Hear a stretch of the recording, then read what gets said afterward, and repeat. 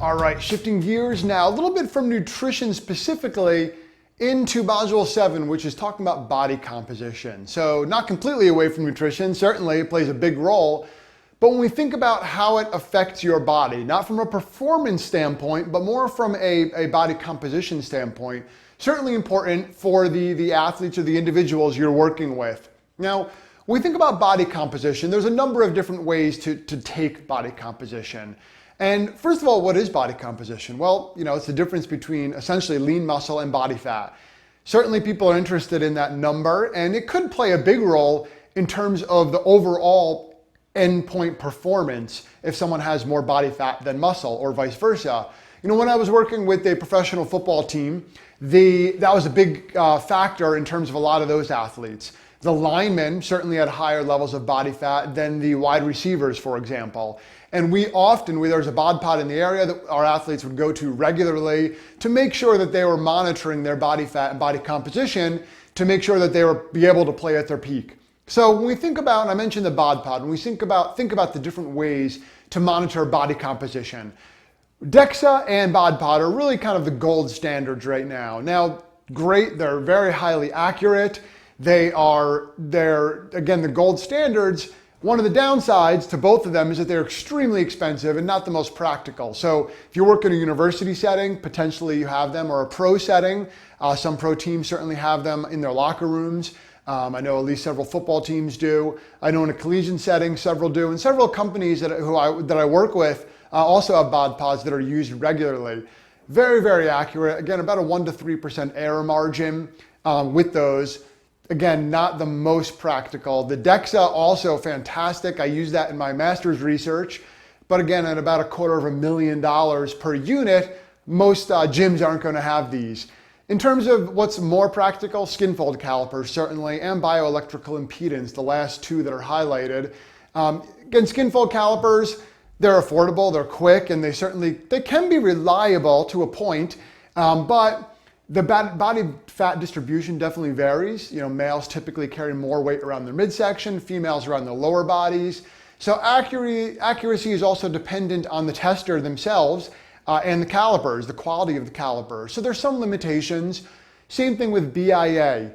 Now, the two of these, what I usually tell people is use them, if this is what you have access to, use it as a tracking tool, and not necessarily that you're making sure that you're using it as the exact number, whatever it gives you. But if you do it month after month, you can see the trend is what you're looking for calipers or BIA. And that's what's important. If the trend is going in the right direction, while the number might not be exactly accurate, you're getting a general idea of where body composition is. So for all of these. Now, again, there's other ways to do it, but these are probably the most common measures of body composition. In terms of just general anthropometrics, that term that's often thrown around and used in the research world and with athletes, we can look at body weight, getting away from body composition. Of course, it's an easy tracking tool, but it certainly doesn't distinguish between body fat and lean body mass. You're training athletes, you're building muscle, you're at least maintaining muscle. We want to make sure we differentiate between the two. And there's one example I'd like to share here. When we talk about body weight, it's an okay tool, again, when we're looking at trends, but there's an athlete who I worked with, and you probably have the same exact story. She was a rower, and day one, we were taking everybody's body weight. She was 150 pounds. 8 weeks later, as we were training, we were working on her nutrition and everything else. 8 weeks later, she stepped on the scale. She was 152 pounds. Now, if she was solely looking at the scale as a measure of progress, she probably wouldn't be too happy with that number. She's gone up 2 pounds after been training. She was actually trying to lose body fat was the goal, and her coaches wanted to, or we wanted her to do that for her overall performance, but she gained 2 pounds. However, we're also tracking her body composition. And what we noticed over that 8 weeks is that it went down. So again, body weight's okay, but it's one piece to the puzzle. And then body mass index, same thing. It is a one piece to the puzzle. It's easy to calculate, it's quick, and it's useful for most of the population because most aren't athletes and don't have too much muscle mass.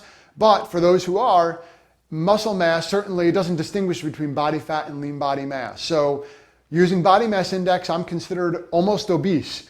And there was a study that came out looking at NFL players. Most of them were obese. Now, we know looking at NFL players, some of them certainly are, but because they have more muscle mass than body fat, it doesn't distinguish between the two of them. But it's still an okay tool depending on what you're looking at, what characteristics you're looking at with the athletes you're working with.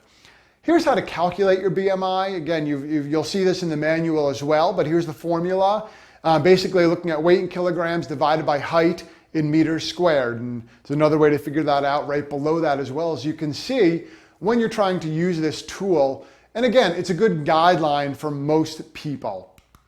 Now, when we look at BMI, body mass index, here are the different categories. Underweight, which I've run into a lot with some of the weight-based sports athletes I work with, rowers, for example, wrestlers, for example, and some others, figure skaters as well. But you can see the different categories is here, underweight, normal weight, and the list goes down the line.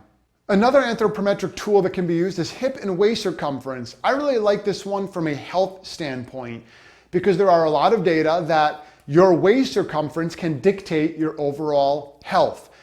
As I mentioned earlier, most men carry their weight around their midsection, most women in their lower bodies. Well, when you carry weight around your midsection, you're at a higher risk for disease. And it's simple to do this measurement. It's certainly inexpensive, but again, it doesn't distinguish between body fat and lean body mass. But like I said, it may be more telling of disease risk and health status than body mass index in and of itself. Both are super easy to do, so they could be used in conjunction with one another. Last but not least, we know the tracking change as a whole is important for long-term compliance with clients and with athletes.